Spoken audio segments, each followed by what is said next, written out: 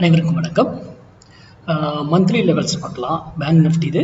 ஏன்னா நிஃப்டி இது மட்டும்தான் இதுக்கு முன்னாடி எக்ஸ்பைரி ஆகிருந்தது. மந்த்லி லெவல் போட்டிருந்தேன். பேங்க் நிஃப்டி போன வாரம் தான் மந்த்லி எக்ஸ்பைரி முடிந்தது. அதனால் இப்போ அந்த மந்த்லுடைய லெவல்ஸை பேங்க் நிஃப்டி இது மட்டும் தனியாக இந்த வீடியோவில் அப்லோட் பண்ணுறேன். Weekly levels Nifty bank Nifty தான் நான் டைம் இருக்கும்போது அதுக்கப்புறம் அடுத்த வீடியோவில் அப்லோட் பண்ணுறேன். ஓகேங்களா? இது டோட்டலி ஆப்ஷன் பையிங்க்கு இன்ட்ராடே போடுறோம் இல்லையா, அதுக்கும் இதுக்கும் சம்பந்தமே கிடையாது. இது வேற கான்செப்ட், அது வேற கான்செப்ட். ஓகேங்களா? இது பொசிஷன் பேஸ்டு ஆப்ஷன் பை பண்ணக்கூடாது. எட்ஜிங்கோட முதலீடு பண்றது, அந்த மாதத்திற்கோ அந்த வாரத்திற்கோ அப்படி எட்ஜிங் எடுத்து எப்படி வர்த்தகம் பண்ணணுங்கிற கான்செப்ட். அதை கேட்டார் போல இதை உங்களுடைய இதில் பயன்படுத்திக்கும். உங்கள் டெக்னிக்கல் மேக்ஸ் கூட ஏதோ ஒரு இதை நீங்கள் பயன்படுத்திக்கிற டூல் கூட இது மேட்ச் ஆச்சுன்னா நீங்கள் பயன்படுத்திக்கலாம்.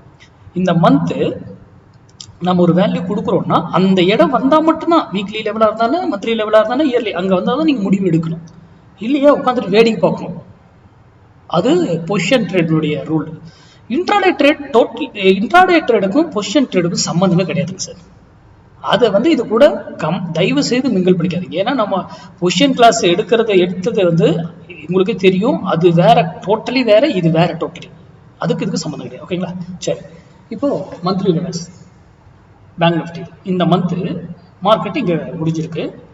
இங்கிருந்து 53,138 போனால் செல் எக்ஸ்பெக்ட் பண்ணலாம். அங்கே போனால் அப்போது இங்கே நீங்கள் செல் எடுக்கிறீங்கன்னா உங்களுடைய ஸ்டாப் லாஸ் எவ்வளோ இருக்கணும்னா இதில் இருந்து 150 பாயிண்ட்ஸ், 150 புள்ளிகள் இதில் இருந்து ஆட் பண்ணிக்கணும் ரெசிஸ்டன்ஸ்க்கு.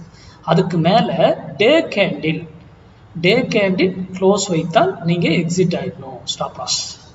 அப்படின்னா அவ்வளோ பெரிய டே கேண்டில் பெருசாக கொண்டு போய் வைக்க. அப்போ எட்ஜிங் இல்லாமல் இதை வர்த்தகம் பண்ணக்கூடாது. ஒன்று.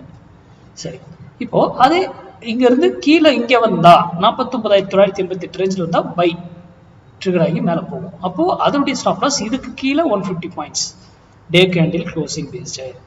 இதனுடைய மினிமம் டார்கெட் எவ்வளோன்னா 250 பாயிண்ட்ஸ். மினிமம் 250. அது வீக்லிக்காக இருந்தாலும் மந்த்லிக்காக இருந்தாலும்.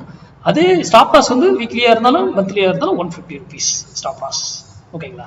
இதை ஏன் நம்ம மந்த்து தான் புதுசு ஆரம்பிக்குது, இப்போவே நம்ம இந்த லெவலில் போடுறோம். அப்போ இந்த லெவல் வந்தால் தான் முடிவெடுக்கணுன்றத முதல்ல புரியும். அதே போல தான் ஆப்ஷன் பையிங் பண்ணும் பொழுது நம்ம இன்ட்ராடேல கொடுக்குறோம் இல்லையா, அதையும் நீங்கள் அந்த புள்ளி வந்தால் தான் முடிவெடுக்கணும். அந்த புள்ளி விட்டு போயிடுச்சு விட்டுறணும், அவாய்ட் பண்ணிட்டுங்க. ஓகேங்களா?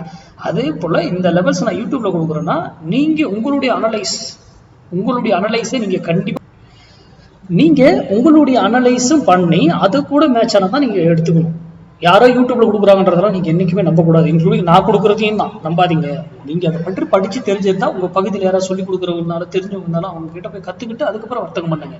தயவு செய்து மார்க்கெட்டில் தெரியாமல் மட்டும் இருக்காதீங்க, வர்த்தகம் பண்ணாதீங்க. நன்றி, வணக்கம், வாழ்க வளமுடன்.